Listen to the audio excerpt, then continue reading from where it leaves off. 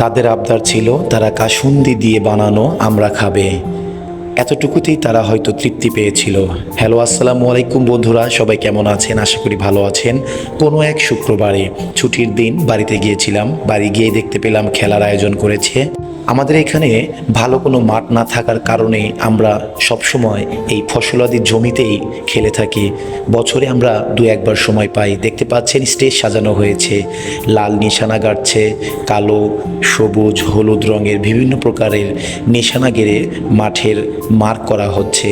Stage সাজানো হয়েছে, বাচ্চারা প্র্যাকটিস করছে। গতকালকে একটা ছবি পোস্ট করেছিলাম বাচ্চাদেরকে নিয়ে। সেই ছবিটা পোস্ট করার পর বাচ্চারা আমার কাছে আবদার করেছিল তারা কাসুন্দি দিয়ে আমরা বানানো খাবে। তো যেই কথা সেই কাজ, আমি তাদের কথা ফেলতে পারলাম না। আমি আমরাওয়ালাকে বললাম আমরা বানাও। আপনারা হয়তো ভাববেন যে এতটুকু দিয়ে ভিডিও করে দেখানোর কি দরকার, কিন্তু আমি তাদের যে মুখে হাসিটা দেখেছি এতে আমার অনেক ভালো লেগেছে। সবাই আমার জন্য দোয়া করবেন। যদি আমি ফেসবুক থেকে ভালো কিছু করতে পারি তাহলে আমি এমন শিশু বাচ্চা হোক, অসহায় হোক, তাদের পাশে দাঁড়ানোর চেষ্টা করব ইনশাআল্লাহ। আমরা বানানোর পর আমি তাদেরকে হাতে হাতে দিচ্ছিলাম। তারা অনেকেই বলছিল আমি বিচি খাবো, অনেকেই বলছিল আমাকে দেন, কিন্তু আমরাওয়ালা আমরার ভিতরে বিচি দিয়েছিল মাত্র 2 থেকে 3টা।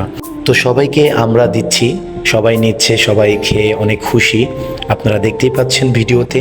তো একে একে সবাইকেই দিচ্ছি। সামনে গিয়ে আরও যারা বাকি পড়ে গিয়েছে তাদেরকেও দিলাম। অনেকেই লজ্জায় আসতেছে না, তো আমি নিজে গিয়ে এগিয়ে তাদেরকে দিয়ে দিলাম।